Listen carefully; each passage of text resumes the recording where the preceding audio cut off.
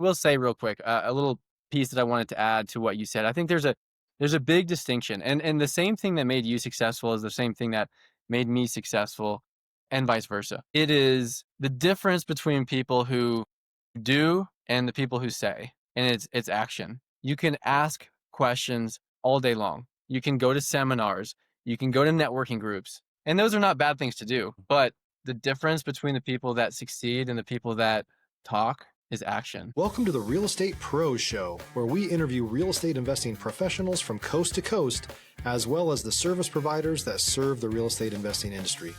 Our goal is simple: share what's working now to help you improve and scale your business to the next level and meet the pros that can help you get there. Real Estate Pros is powered by Investor Fuel, America's leader in helping real estate investors and professionals build the business you need to live the life you've always dreamed of. Let's start today's show. Property insurance for real estate investors doesn't have to be difficult, but it does need to be there to protect you when you need it. MyInvestorInsurance.com not only provides insurance at 15 to 30% cheaper than traditional agencies, it's built specifically for real estate investors like you. You can set up an account in about 2 minutes, get quotes on properties, turn on and turn off insurance for your fix and flip or rental properties in around 2 minutes without having to talk to anyone directly, all through our portal. There's no better way or faster way to make sure you've got the coverage you need to protect you, and no more lengthy policies either. Once you're set up, you're billed monthly and prorated by the day for however long your policy is active. It's powered by MSI, the third largest independent MGA, with 1.5 million customers and more than $1 billion in cumulative premiums written. Get set up today in about 2 minutes at myinvestorinsurance.com/fuel. Hey folks, welcome back to the show. Today's guest is a Colorado-based serial entrepreneur working across real estate and construction, who's also ventured into real estate software. Please welcome Zach Garfias. Zach, welcome to the show. Dylan, hey, thanks for having me. I'm excited to be here. It's great to have you on here, man. And I typically like to start off by asking folks how they got into the real estate space. Yeah, thanks for asking. So I would say this started back in high school, like junior year, late junior year of high school. I had a neighbor of mine who was a mentor, obviously much older, but he had kids that were around my age, but a neighbor, mentor, someone I really looked up to, like a role model. So he was a full-time real estate investor and he had a Metro Brokers franchise. It was more so just for him to be able to hang his own license. And I always looked up to him. My parents came from the medical background, medical space. So it would have been traditional for me to follow that same path. And I decided that I wanted to pursue something different. And I knew right around that junior year time frame that I wanted to get into real estate because I saw that Billy, my neighbor, role model, etc., was very freedom. He had a lot of freedom of time. He's rich in time. And I was attracted to that. I wanted to be able to go and do dirt bike trips during the week or take off and go wherever I wanted to go. And I knew that in the medical space, it's a little bit more difficult to do that. So I wanted the freedom of time, obviously the freedom of money as well, but you can get that in different industries. And so I knew that real estate was going to be a solid industry to chase that goal. So in junior year of high school, late junior year, started to connect with Billy more from like the little neighbor to the little neighbor that wanted to get into real estate. So with him, and I asked him, hey, what would you do if you were me? What would be your first step? And he said, if I was you, I would get my real estate license. And I knew that I didn't have to have a college degree to get into real estate, get my license. So I decided that in lieu of college, I would get my license. So that's what I did. I want to ask you, was there any pushback? You mentioned parents in the medical field. I don't know if they were thinking Zach's going to go be a doctor. Was there any pushback from anybody about taking a different route? Absolutely. Yeah, lots of pushback. That's one of these things, right? Because I don't have the same story, but I have elements that I can relate to. When I got into real estate, I was in my late 20s, and everyone that was in my friend group, everyone in my social circle, my family was like, you can't buy homes with no money down. What are you doing? And I was like, well, I don't actually know, but I'm going to go to this course and, they're talking about, potentially like flipping the contracts. I don't know exactly what that means. Wholesaling?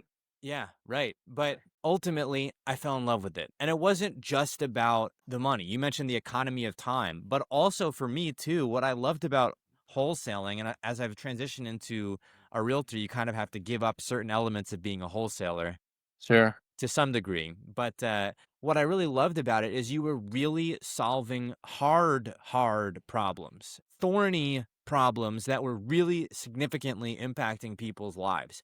And I think when people think about wholesale in general, they don't necessarily think about that. But I was walking into heavy financial distress, emotional distress, deaths in the family, divorce, Totally. people losing their homes, and having Yeah, to come up with solutions like, where is this person going to move to if they do sell their home to avoid a foreclosure situation? for And sure. also getting family members on the same page who may have just had a death in the family and needing to decide what they're going to do with their home. That could be the I'm hardest part. Stop living on an island and join the #1 mastermind in America for professional real estate investors. Investor Fuel is a community of hundreds of the nation's top investors working together to build stronger businesses and better lives.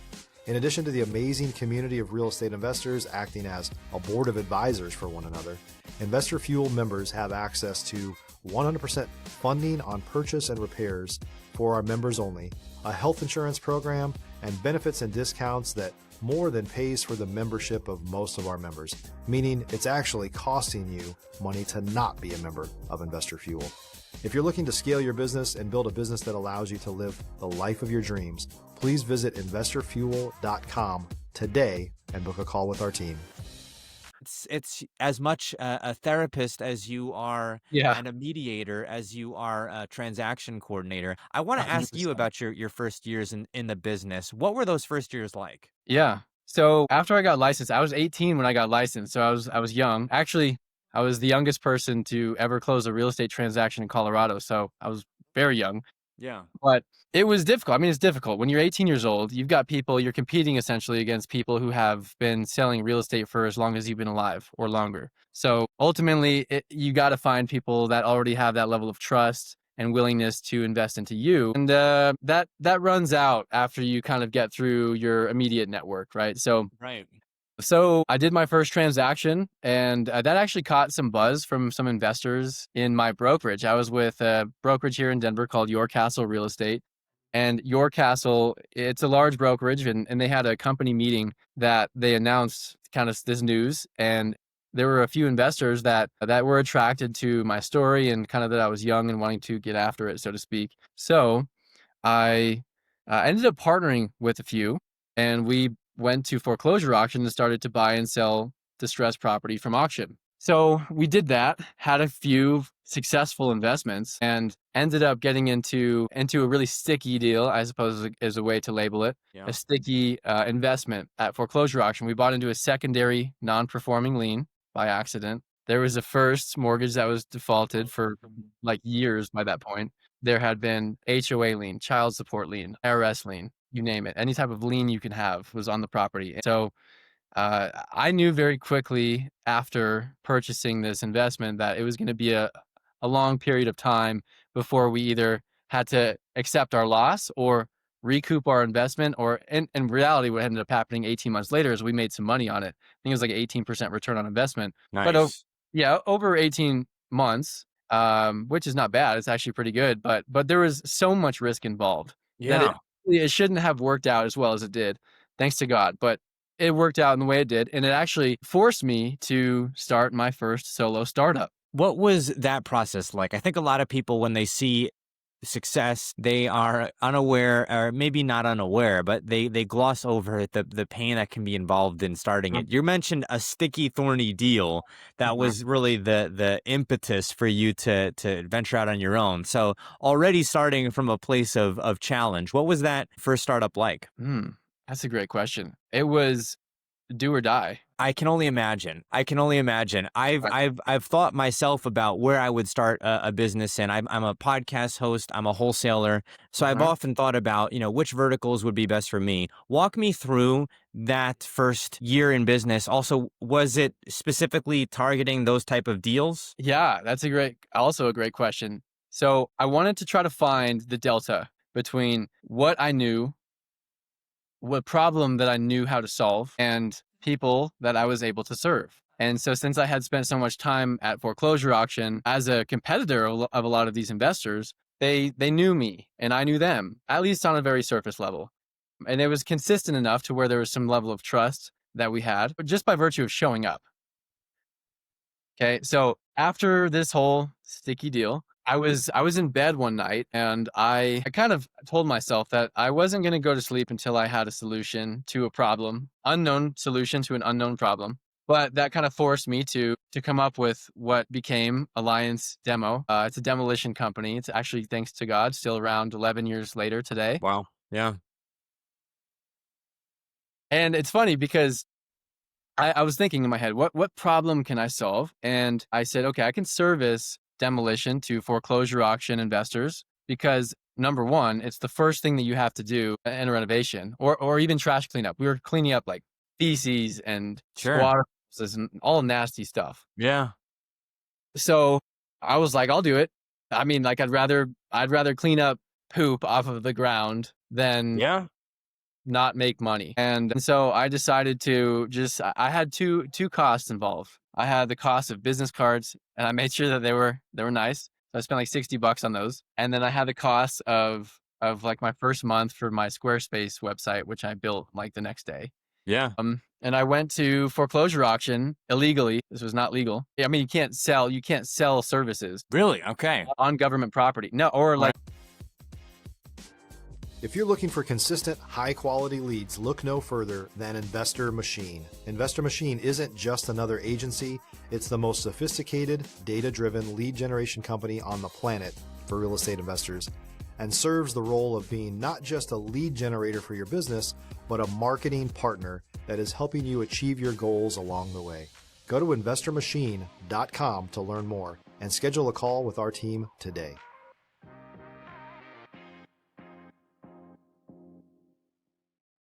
in a, I don't know, there's some sort of law where it was not legal to be inside of a government building and sell services. Okay. Like private, Yeah. whatever. So, right. So, but I was like, I don't care. What are they going to do? Tell me to Kick me leave? out. I'll Yeah. leave. No one said anything and I was pretty discreet. I hung outside of the auction door and I would keep an eye on all the people who won bids or who won, the bid for different properties. And so I said, okay, that guy, he won. Boom.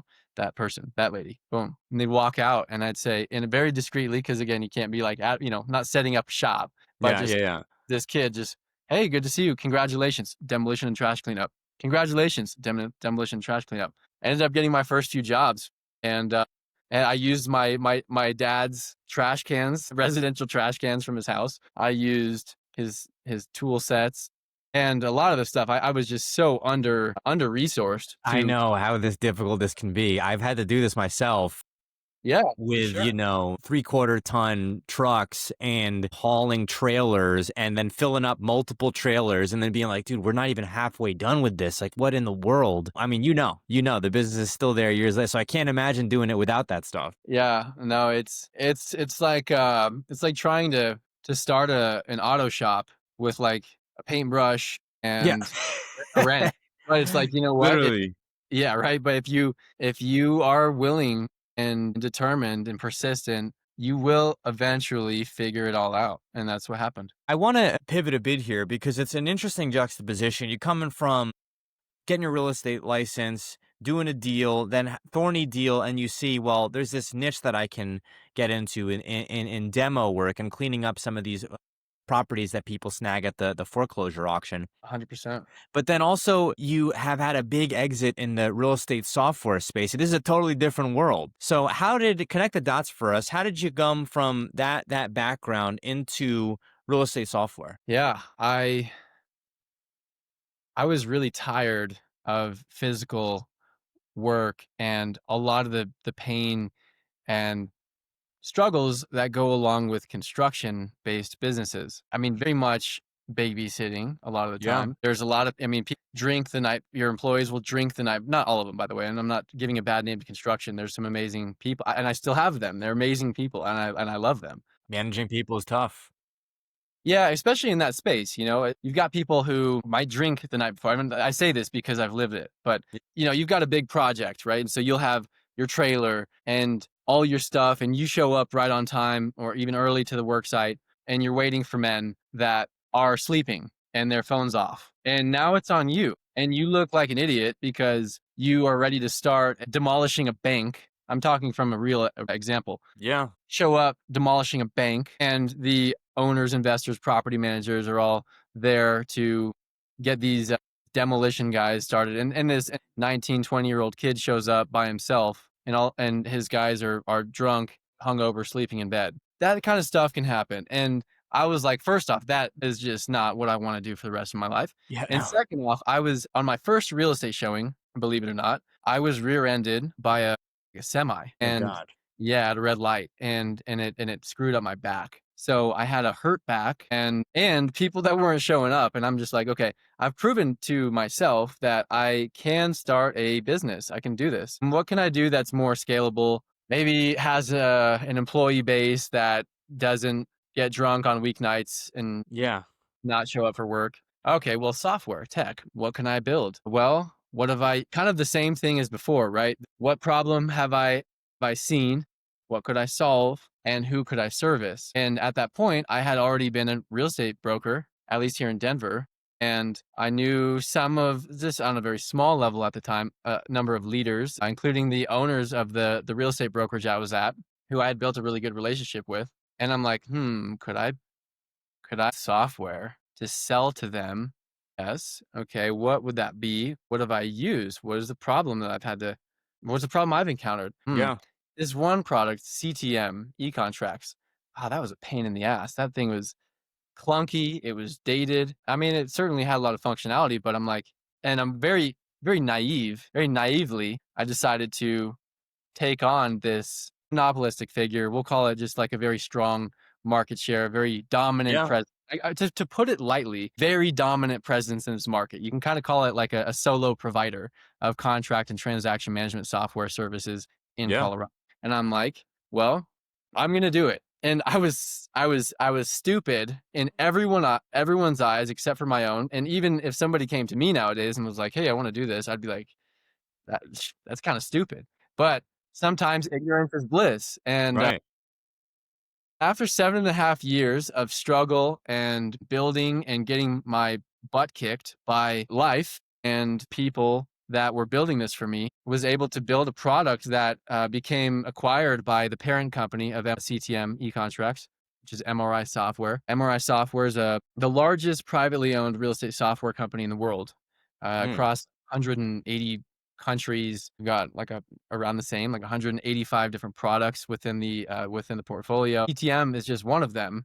And thanks to God, I was able to work out a deal.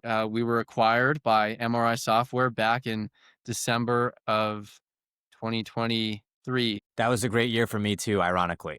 Yeah. All right. Well, yeah, that was the year, yeah, exactly. That was the year that I decided that, hey, I got to go check out other places. And I had never really used my passport at that point in time. I think I had an expired passport, and I decided. Say that again? You never been out of the country by that point? If you're a new or newer real estate investor looking to launch or grow your real estate investing business, please check out Investor Fuel Club. It's a coaching community, but unlike anything you've ever seen before. And you can actually partner with members of our mastermind from coast to coast on deals right in your market. There's no better opportunity to build a consistent business than to literally partner with pros to help you avoid costly mistakes, avoid the need for capital to do deals, and help you eliminate your fears as you're starting your business. Learn more about Investor Fuel Club at investorfuel.com/club. I was, I believe, 28 or 29 years old. I had when I was 18 years old, and I'd been outside of the country as a kid, but I had never used like my own autonomy, my own money to say, hey, I'm going to go here. I was studying abroad in school when I was 18. And then as a kid, of course, I was tagging. That was 18 years old. I was in Melbourne, Australia. Ooh, all right. That sounds like a good place to be. It was an interesting, a little aside, we're getting off the beaten path here, but Melbourne at that time had a minimum wage. I want to say it was like national, I could be off here, but it was something like This was 2013, around $20 an hour, or maybe it might have been Oh, 17. But either way, I was like, this is an expensive place to be. Like, I can't afford anything here. whoa. It was a tough time, but I digress. But December 2023, I had got my passport renewed, and I had decided I'm going to go check out other places. And so I went to Santo Domingo for the first time, Dominican Republic, Caribbean country, and I live here now. So it's a great year for me. So kudos on December 2023. But Yeah, I buddy. I want to pivot back and ask you about scaling to an exit. And if I understood, the chronology there, you were effectively acquired by a company that owned your competition as well. That's correct. What was that? What was that like? And do you think that that's a strategy for folks, is to kind of build something that's enough competition out there to then they have to buy you, otherwise they have to face you down? Well, that's a very compelling way to show up to a competitor. Say, hey, look, I've got signed contracts with some of your biggest customers. You want to talk? I think a lot of people, when they're thinking about maybe doing what you're doing, you mentioned the ignorance is bliss kind of a thing.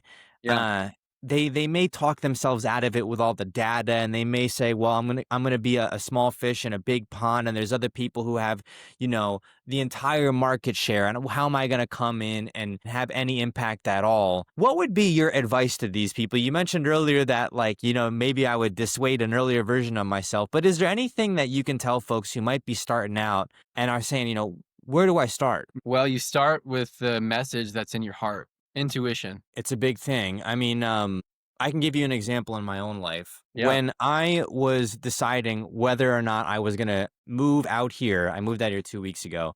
Yeah.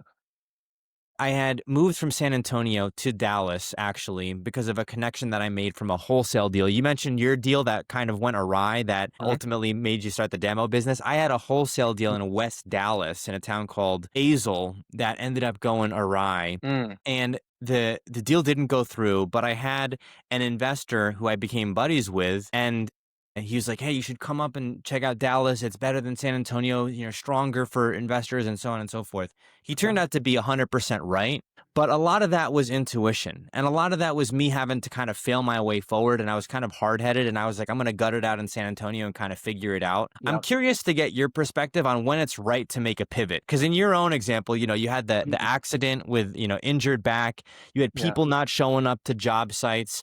Yeah. And then you had, a conglomeration of factors that made you say, I got to make the move. Do you think you kind of need that kind of fire in your life to make a move? Or do you think you should maybe see the tide before it comes out, so to speak? Well, I think you're asking amazing questions. So thank you for asking such good questions. And hopefully I give half of as good as an answer. So following intuition, I think, is the start. And then the question is, when do you decide to pivot? And I have an interesting answer because well, the answer kind of is the same. You follow your heart, because it took me 7.5 years to make $1. Well, I made multiple millions of dollars, thanks to God, Right. but it took me 7.5 years to make that. During that time, spent all the money I had ever made. I had a fairly successful demolition company, but I was living with my parents. I had employees on my payroll who were living with their wives and kids, and their boss is living in their mom or dad's basement. I mean, Yeah. think. Do Yeah. you say after a year, do you say I'm done? After 2 years, do you say I'm done? After 5 years, do you say I'm done? Or do you pivot? And it really comes down to intuition. I just had this conversation with a previous podcast guest, and I could be misstating the wrong facts here, but I forget where I heard this, but that there's neurons in your brain, there's neurons also in your gut. And so Mm, when people are saying, like, trust your gut, that literally means like you're having some type of thought that maybe you should give some credence to. So I yeah, can relate to this. When people, I haven't scaled and exited a company, but when I can talk about making big change in my life. I've done that several sure. times, whether it was moving from San Antonio to Dallas or moving from Dallas to Santo Domingo. I can say that, like, similar to you, I kind of had to, I don't want to say get slapped, but I had to Mhm. have things happen that forced me to realize, like, hey, look, you need to make a move, you need to make a pivot. And I knew I wanted to, but it was also life circumstances that converged that really propelled that forward to where I was like, okay, every waking moment of the day, I'm going to focus on getting to Dallas. I'm going to focus on getting to Santo Domingo, because otherwise what am I working for? Kudos to anyone who's on that path, right, Zach? Because you mentioned, you have employees that are on payroll, they've got families, wives, homes, and you were toughing it out living with family yourself. It's not easy, and you can give up so many different ways along the way. You mentioned 7 years. That's enough to see an entire real estate cycle go up and down as we did. Yeah, there was one, and that's the truth. Exactly, right? I want to ask you, if folks we are coming up on time here. If folks are in the greater Colorado area, I know you're in Denver, so greater Denver area, or maybe if they're, anywhere in the country, and maybe they're thinking about starting their own business in the real estate software space, or maybe they're looking at creating their own demo business and they'd like some feedback from someone who's done it before, where can they go to reach out to you? Oh, that's nice. Thanks for asking. I'm on social medias, so they can generally find me at my name, Zach Garfias, and and I'd be happy to help as much as I can. Of course, I stand to defend my base, but I also am more than happy to give back in terms of people who are non-competitors to me. I'm happy to give as much value as I can. I will say real quick, a little piece that I wanted to add to what you said. I think there's a big distinction, and the same thing that made you successful is the same thing that made me successful, and vice versa. It is the difference between people who do and the people who say, and it's action. You can ask questions all day long. You can go to seminars. You can go to networking groups, and those are not bad things to do. But the difference between the people that succeed and the people that talk is action. 100%. Do or die. I'll leave it on that note. Zach, thank you for coming on the show here today. Thank you so much for having me. It was really cool talking with you, Dylan. Thank you. Thanks for joining us for today's Real Estate Pros Show. You can learn more about the amazing benefits of the Investor Fuel Mastermind community, including surrounding yourself with hundreds of other rock stars, 100% financing for your deals, and members-only discounts from vendors you're likely already using that, as a member of Investor Fuel, will save you more than the cost of your membership. Visit investorfuel.com to learn more. If you're interested in joining us as a guest of this show, please visit investorfuel.com/pros to apply. You can also check the show notes for access to free resources, how to get access to world-class lead generation, and much more. Don't forget to subscribe so you never miss another episode. Have a great day. We'll see you on the next show.